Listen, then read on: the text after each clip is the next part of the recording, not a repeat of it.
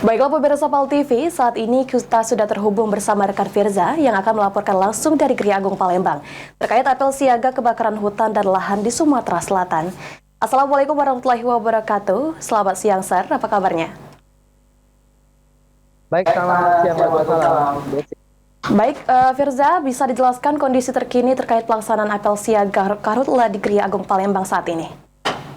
Baik, Desi dan juga pemirsa, betul sekali. Baru saja usai ya apel siaga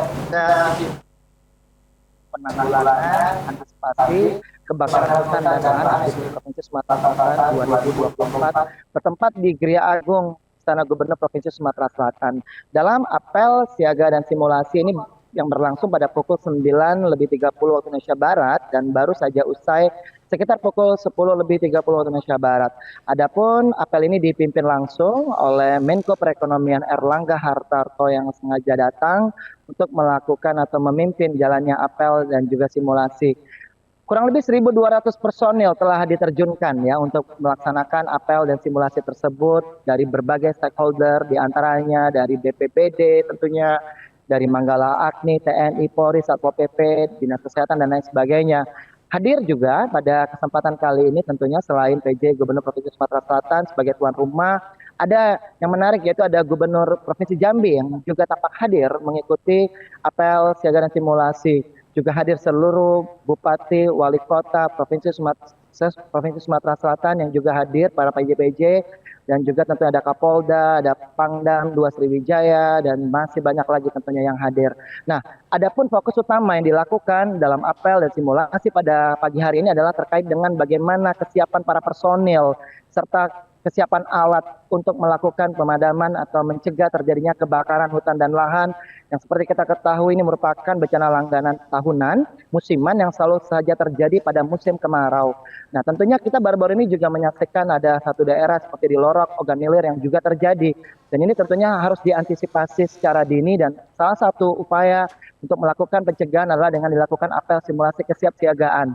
Dalam kesempatan apel simulasi ini juga dilakukan pameran sekaligus simulasi bagaimana alat-alat yang canggih dan modern ini dipamerkan begitu kepada seluruh para peserta apel yang hadir termasuk awak media tadi sangat luar biasa begitu untuk kesiapan mereka dalam menanggulangi bencana kebakaran hutan dan lahan. Dan kita mengetahui seperti apa secara detail pelaksanaan apel simulasi untuk pencegahan karhutlah di Provinsi Sumatera Selatan 2024. Sudah hadir di samping saya ada Pak Sudirman merupakan Kepala Bidang Penanganan Darurat BPBD Provinsi Sumatera Selatan. Pak Sudirman, sebelumnya terima kasih sudah bergabung bersama kami di Liputan Metropolis Siang.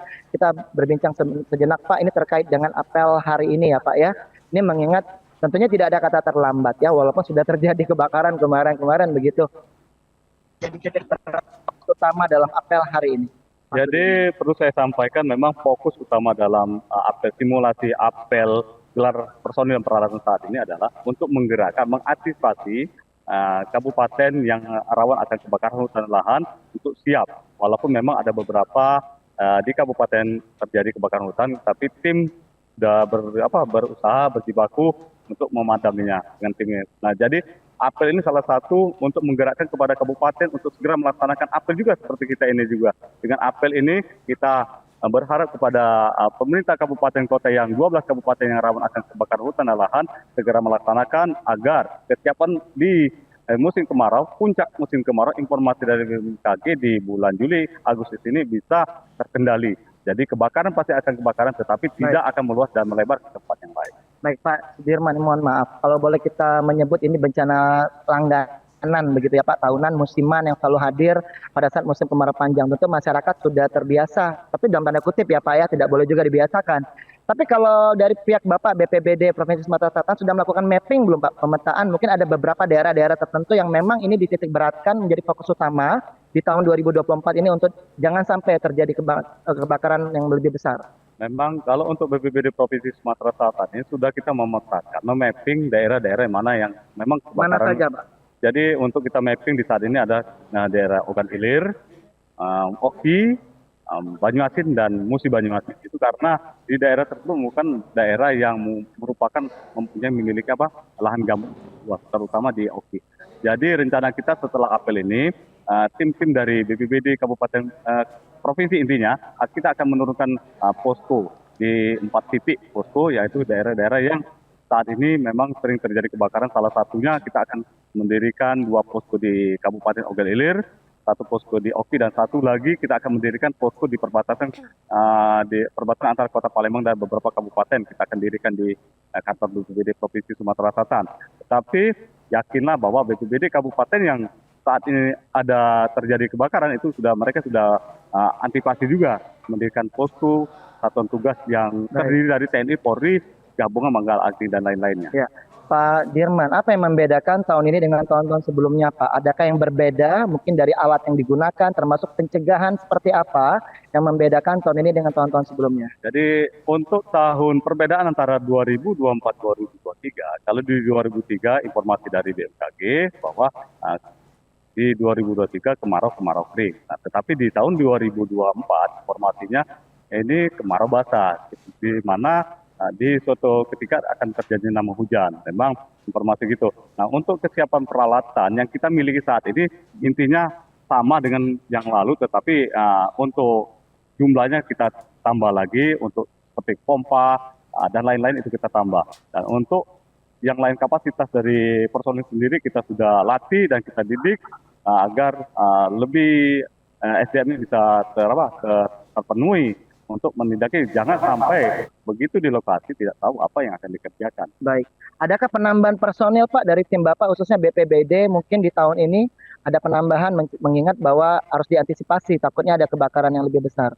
Jadi kalau posko kita dirikan 4, tapi melihat situasi dan kondisi di lapangan. Apabila memang diperlukan penambahan, kita akan segera tambah. Itu melihat titik fire spot atau hotspot yang sudah terjadi. Disiapkan ya Pak ya? Jadi ya, yang kita siapkan saat ini 4 tim posko yang akan di lapangan. Ya. 1 posko terdiri dari 15 orang.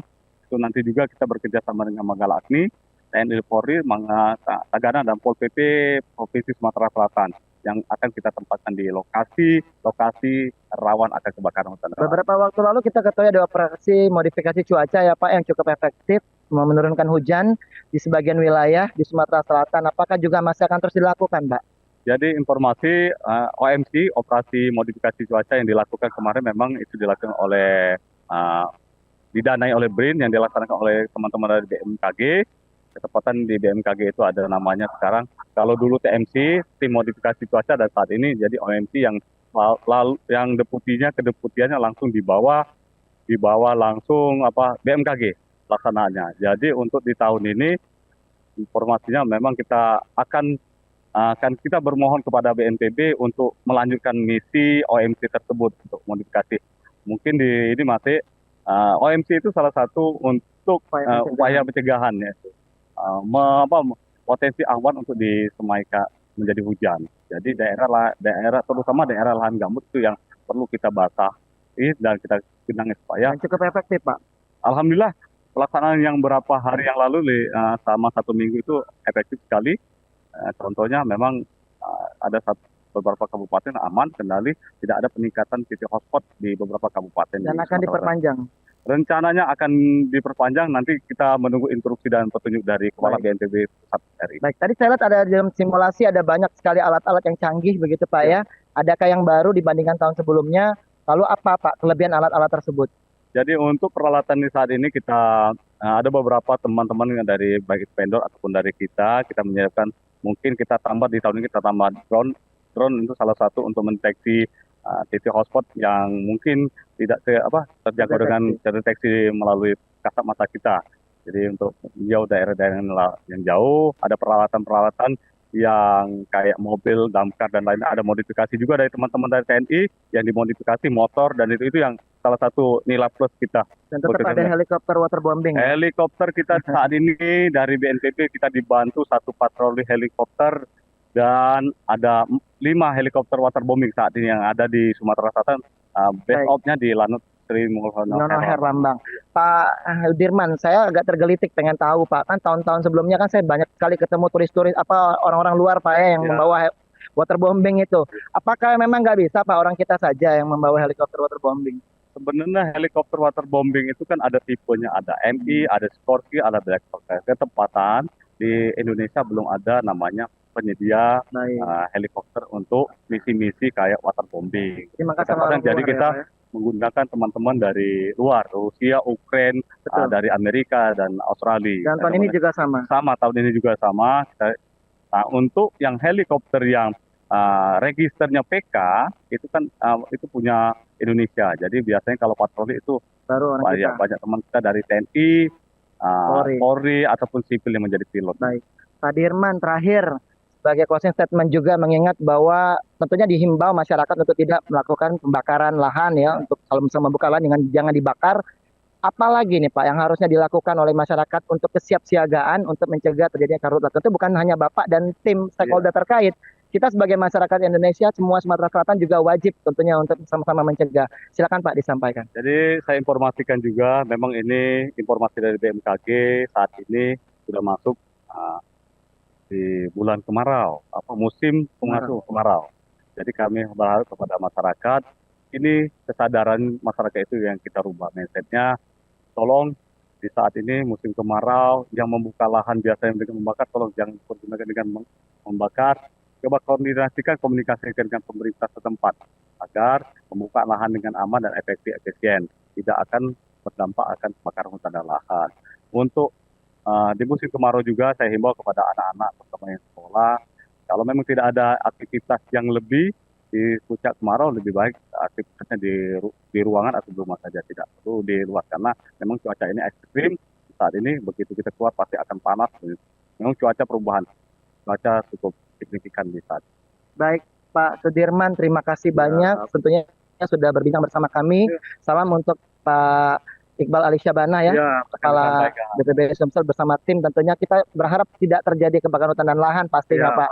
Tapi kalaupun terjadi kita berharap semuanya bisa ditanggulangi dengan baik. Terima kasih Pak Sudirman, semoga sehat selalu.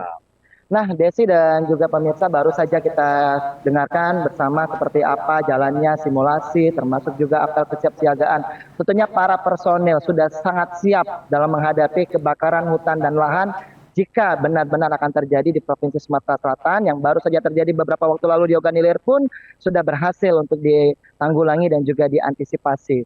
Tentunya kita mengharapkan ya yang baik-baik, ya salah satunya yaitu jangan sampai terjadi kebakaran hutan dan lahan yang lebih meluas. Untuk itu sekali lagi dihimbau untuk masyarakat khususnya yang akan membuka lahan untuk tidak membuka lahan dengan cara dibakar, khususnya para PT-PT. Juga kalau saya boleh mengutip statement dari Pak Erlangga Hartarto dalam sambutannya tadi, termasuk ketika memimpin apel mengatakan bahwa akan ada tindakan hukum yang cukup tegas agar memberikan shock terapi bagi semua lapisan masyarakat termasuk perusahaan yang masih membandel untuk melakukan pembakaran lahan jika ingin membuka lahannya.